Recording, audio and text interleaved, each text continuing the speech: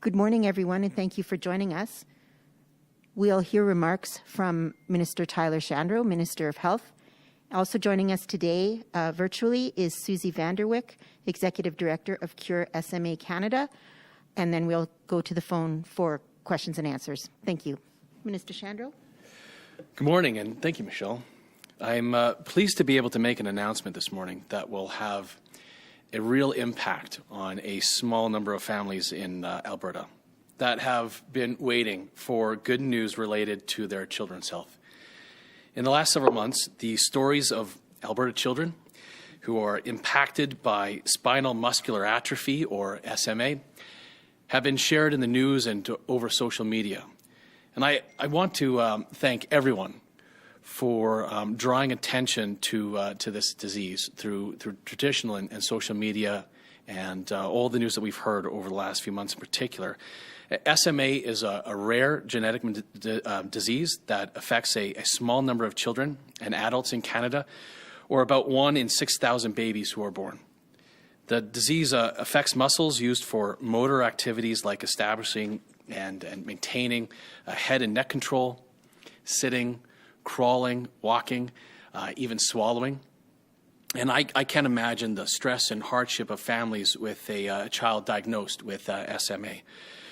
As parents, we want what's best for our children. We want to watch them have healthy development and have every opportunity available to them. And it's so difficult to understand what these families are experiencing if you're not directly impacted yourself.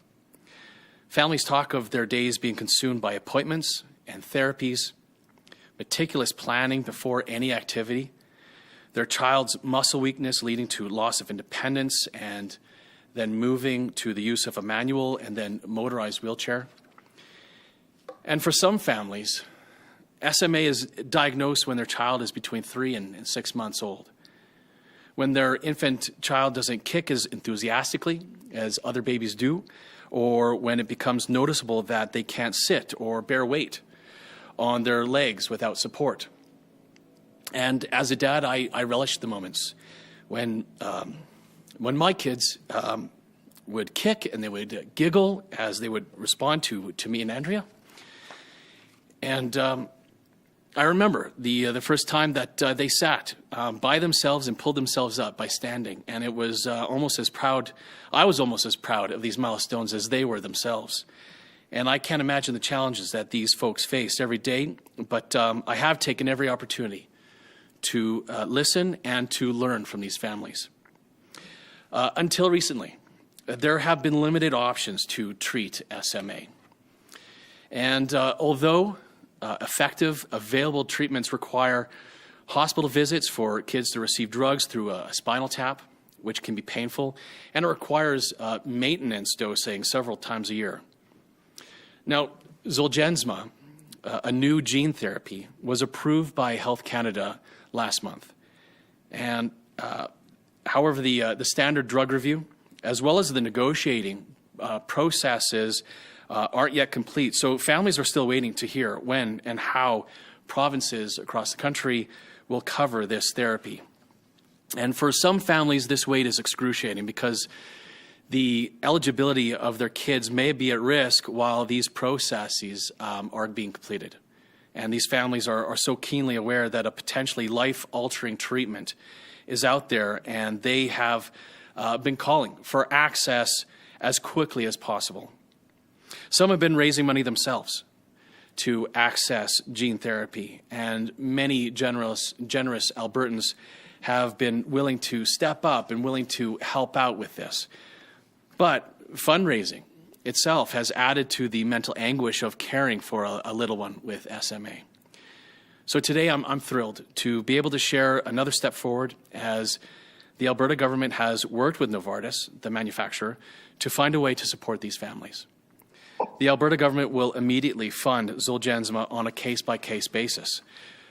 For kids whose treatment eligibility may be at risk while waiting for the drug review and the approval processes to be completed. And I'm very aware of the urgency of making this treatment available, and am pleased that we are able to provide this funding for children who may slip through the cracks while waiting for the final review and the final approval processes.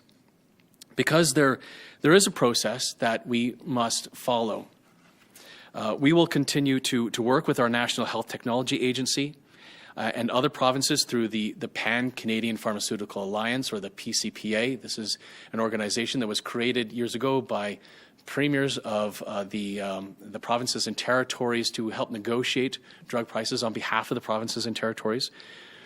And we will continue to work with the PCPA towards a long-term agreement for access to Zolgensma for other children and their families. Some days it's really great to be Minister of Health, and today, quite frankly, is one of those days. Now, before I open the floor to questions, I want to remind media that I can't speak about specific cases, or patients, or children's or their families, or children or their families. Specialist physicians will be receiving information to support families in determining eligibility and application for Zolgensma. And with that reminder, I'll pass it over to Susie Vanderwyk, who is the Executive Director of Cure SMA Canada. And Susie, thank you so much for joining us today. Thank you very much for having us be a part of this really exciting announcement. It's something we've been striving for these patients. We at Cure SMA Canada are thrilled to be a part of this announcement. We've been waiting for these patients and advocating for them. And as you stated, the time is ticking for them. These families are going from a mindset of fear of what the future holds for their children, and knowing that this clock is ticking, to one of planning the future and making plans for the entire family, because this disease does not affect just the child, it affects the family as a unit. And as you stated, parents are devastated, and we as an organization have gone from sending out end-of-life packages to one of assisting them to access treatment. And I can't tell you what that means for an entire community who is thrilled to see a change for members of our group. Thank you. And thank you so much again for joining us today. Thank you for all the work that your organization does to advocate for families across Canada. And so with that, Michelle, happy to take questions. Yeah, thank you. We'll now go to the phones. Operator, can you please put the first caller through? Shane Clausing, Everything GP. Yes, hi, Minister Shandro. Just a couple quick questions about this announcement. Can the drug Zolgensma be given at home, and how long has this process been going on for from the province's standpoint? Well, from the province's standpoint, maybe I'll answer in reverse order. So the typical approval process for any drug that ends up wanting to be listed by a province is, first of all, to go through the process with Health Canada. Health Canada will review with the manufacturers and understand from them through the application process the safety aspect of it. There's also the CADTH process as well, CADTH. Through those two federal processes, what happens is there's a focus on safety and efficacy to understand from the drug manufacturer those two questions.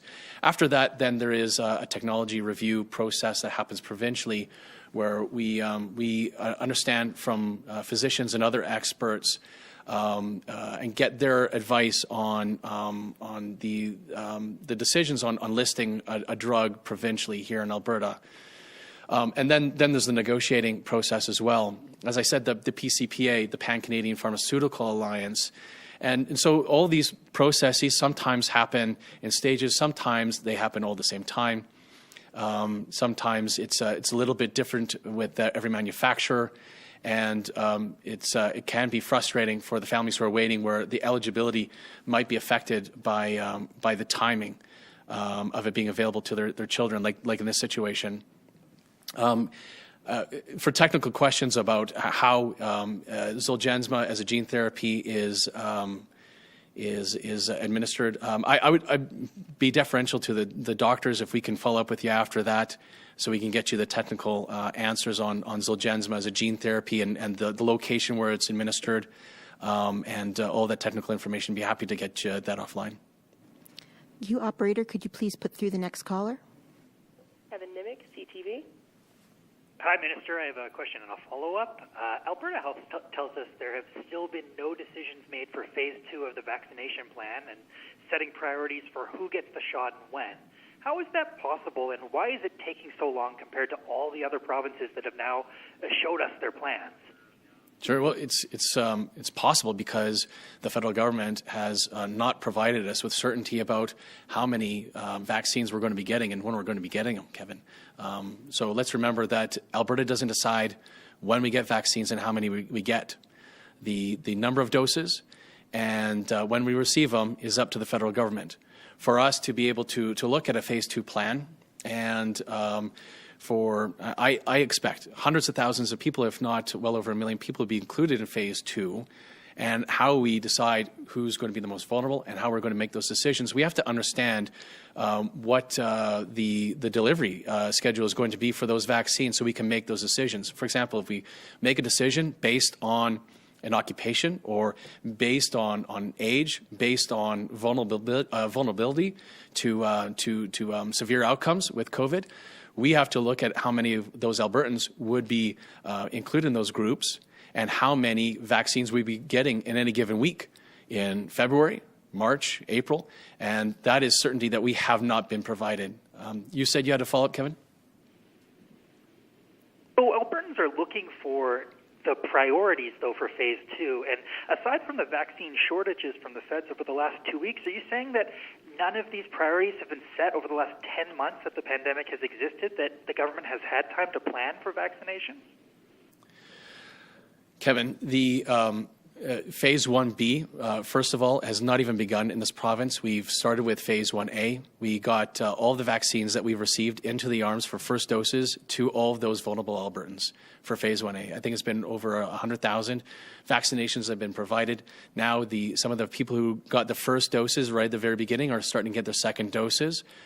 Phase 1B then is going to start including our community seniors, those who are 75 and older, 65 and older if they're Indigenous, as well as some further healthcare worker groups. Now, for us to start planning on Phase 2, we know that our focus and the principles, absolutely we've thought about that. Absolutely, we have made those considerations.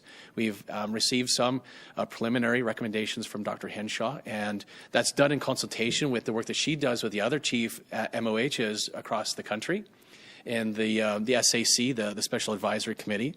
But for us to start making it very clear to Albertans what the phases of, or the subgroups for the priority groups in Phase 2, we would need certainty from the federal government for us to be able to start planning the rollout, the community rollout of those hundreds of thousands, if not over 1 million Albertans to be included in Phase 2.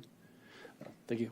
Yeah, thanks for your question, Kevin. Operator, could you please put the next caller through?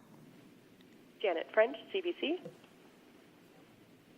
Hi there. Thanks for taking my call. I have a question for Minister Shandro and a question for Susan. I'll start with the Susan question.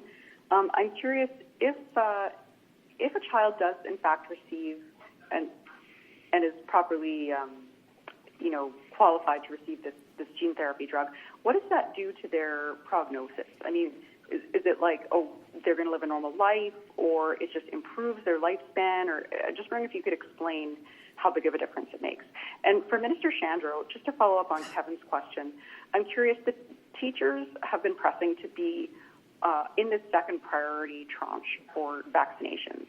And yesterday, the 4 Metro school boards have said they have written to the government to say that teachers should be in the next echelon if you want to keep schools open. And I'm wondering where teachers are in the consideration, teachers and school employees, where they are in your consideration of that priority list. Sure. Susie, if you want to answer the first question. So in terms of treatment for SMA and the examples that we have of children that have already received Zolgensma, the earlier you receive this treatment, the better the prognosis. So we have children that were identified through newborn screening, which is so important for identifying them early on, that you can't even tell they have SMA. Whereas without treatment, we can't tell that they have SMA post-treatment with Zolgensma. Whereas without treatment, they would very likely have passed on before the age of 2. Children that have been treated a little bit later, we know that there's examples of them not being able to move their arms and legs, and suddenly they're rolling off a couch and sitting on the floor and reaching for things. And with this treatment, we know that it gets better and better with time. So it's a fairly new treatment, so we don't know the long-term future of it, but we sure know that it has an astounding impact on those babies. I would really like to thank the Alberta government for seeing this need, realizing the pressure on time on families who are waiting, and stepping up to make a difference in these children's lives, because this is a decision that is saving lives. Thank you. And thanks, Janet, for your second question. And so, great question. And I thank all these folks who are bringing these concerns to our attention. And these are absolutely decisions we like to move forward on.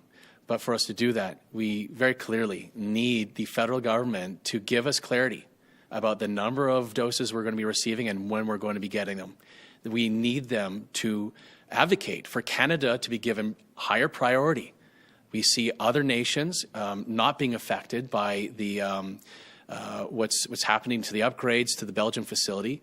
We are getting in Canada zero, from what I understand, from the manufacturing in Michigan, where Pfizer also has a facility. The other European countries that are also receiving shipments from Belgium, I understand, are not being affected like Canada is. We need the federal government to step up and advocate for Canadians so that we can provide this clarity and start getting vaccinations, as these priority groups said, or these groups who are advocating to be included in as priority groups in phase 2. We need to give that clarity, and we need to keep our schools open.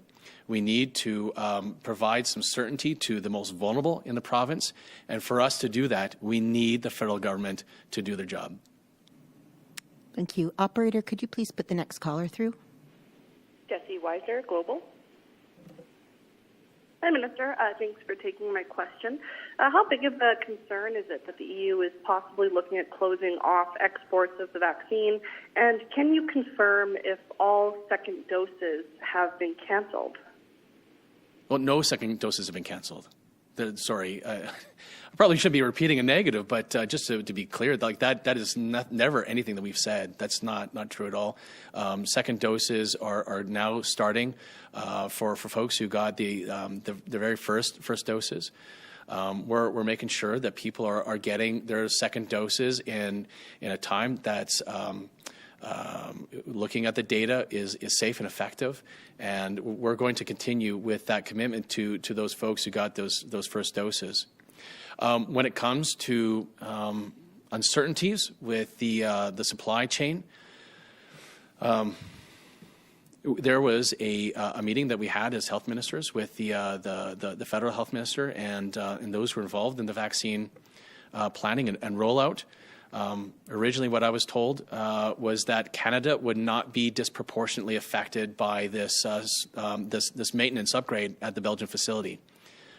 That appears to not be true, and so that's the frustrating thing for us here in Alberta, is that we're not getting clarity from the federal government about how they are advocating for priority for Canada and ensuring that there is going to be no disruption to the supply chain for the vaccines that we have as taxpayers through the federal government paid for through these purchase agreements.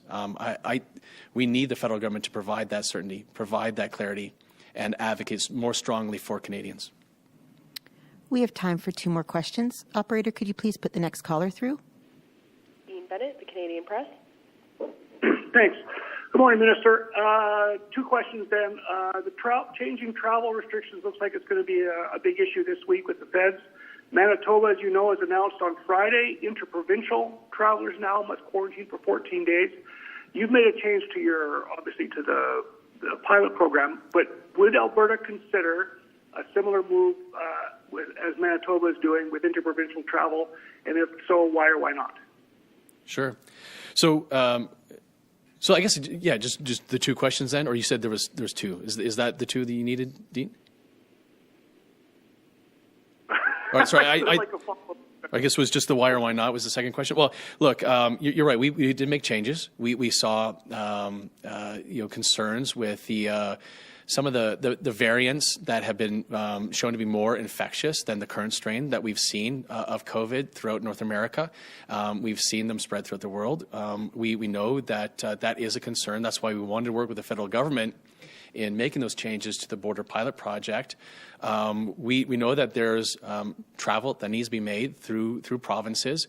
We're not looking at advocating for any changes to interprovincial travel at this time.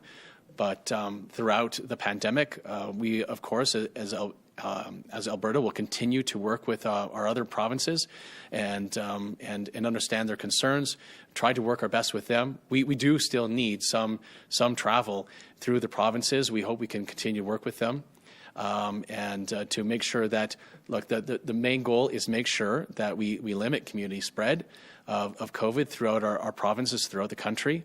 But doing it in ways that are smart and thoughtful. For example, going back to the pilot project, these are ways where we can encourage people, give them the incentive for them to have that testing, as they land in the airport, as well as day 6 and 7, making it more safe for travel into Canada. And we're willing to work with other provinces to find other innovative ways as well, something like that with interprovincial travel, but we're not advocating for any restrictions on interprovincial travel this time, and we'll continue though to as we review that data in the interprovincial travel, and as people come to Alberta, though getting the recommendations from the Chief Medical Officer of Health and understanding what the risks are related to that. Operator, could you please put the final caller through? Final question comes from Lisa Johnson of Post Media. Hi, thanks for taking my question. I've got a follow-up that's not related to this announcement, but I'm wondering, what is you've mentioned that the decisions would be made on a case-by-case basis, Minister. What is the potential cost or budget cap for this funding? Well, there is no budget cap. I think what we're looking for is focusing on kids not falling through the cracks as we're waiting for the rest of the processes that need to be done for drugs to become approved and listed in the formulary here in Alberta.